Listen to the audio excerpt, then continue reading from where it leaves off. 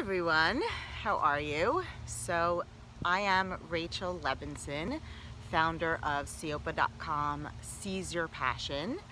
I'm here every Friday doing these live periscopes talking about what seize your passion, what those words, what this movement, what this community that we're building means to me, and hopefully hearing and learning from all of you out there as we grow this community and as we bring this conversation to the forefront, learning from you guys what seize your passion means to you. So last week we talked about making time for play, which is an important part of what seize your passion means to me. And yesterday on our weekly Thursday periscopes with Bobby Umar, who is 4 times TEDx speaker and one of Inc. Magazine's top leaders, thought leaders, and he's one of our privileged to be one of our community and thought leaders on Seyopa. Bobby talked about Bobby talked about how to make truly deep, authentic connections. And what I'd like to talk about today, I think, is a part of both those topics, both making time for play as well as how to build deep, authentic connections. And that is allowing yourself and tapping into the vulnerability, the sort of the side of personal development and self-improvement, and a lot of what Seize Your Passion is about that is not talked about often enough and is not given enough emphasis, and that is acknowledging and admitting and learning from and being self-aware your weaknesses, your challenging moments, challenging times, what you struggle with the most, why, both sort of outside challenges as well as internal challenges that come from just your personality. No one's amazing at everything. We all have our strengths and our weaknesses, and being open to allowing yourself to be vulnerable and acknowledge and admitting to yourself first and then to others around you what those weaknesses are, and being able to say, okay, well, I'm not great at this, so either I'm going to get better at it or I'm going to delegate because I know that that's not my unique ability, that's not my strength. I'm really great at A, B, and C, but you know what? I always fail, or I don't do as well, or I can't authentically, deeply connect with whatever task D may be, and therefore I'm going to delegate that responsibility to some of my team members who have that deep, authentic connection with me, and therefore they're a part of my team. Another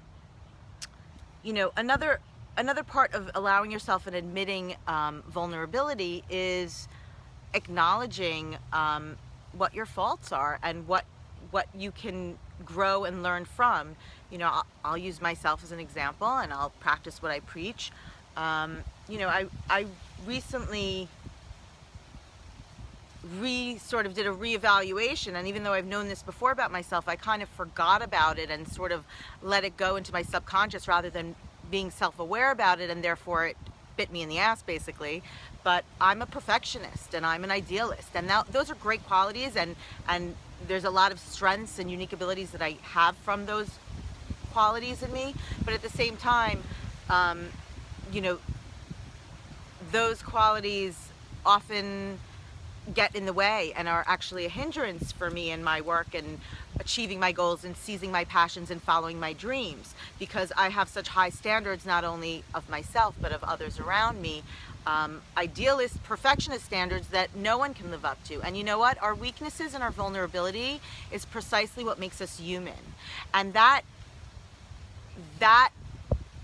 personal, authentic revelation and admittance is what actually builds that deep, authentic connection that Bobby was talking about yesterday. Because when we see someone else who's achieved so much and is so successful, but then they'll stand there and they'll say, well, you know what? I still am scared to death. I still am consumed by all this fear of failure, of what people think, whatever it is. And I admit that. And I know that that's, there in my way, and that's for me to overcome. But they don't let it consume them because they're admitting it and they're talking about it and they're being open about it. Or, here I am and I've achieved all these things and I'm successful in however way society defines success, or however I define success for myself, and yet, you know, I admit that, you know, I can improve on this and that, whether it's in my personal life or my business life.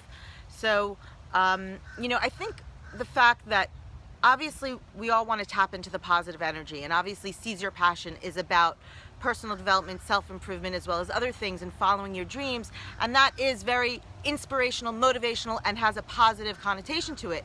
And I am by no means saying that's a bad thing. That is an amazing thing. But I think that in order to truly tap into that positive energy, and in order to truly achieve your goals and seize your passion and follow your dreams, you have to allow room for imperfection, for vulnerability, for weaknesses, for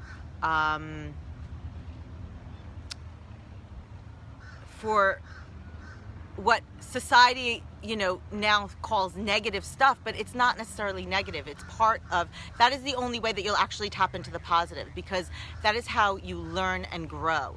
And if you just sort of dismiss those vulnerable moments, those challenges, those weaknesses, don't talk about them, don't admit them to yourself, to others, then you'll never change. You'll never learn from those weaknesses, from those challenges, from those vulnerable moments, and you'll never grow. And then you actually won't be tapping into the positive energy at all, because you're at a standstill. And positive energy is all about growth and moving forward. And I think seizing your passion and following your dreams is all about growth and moving forward.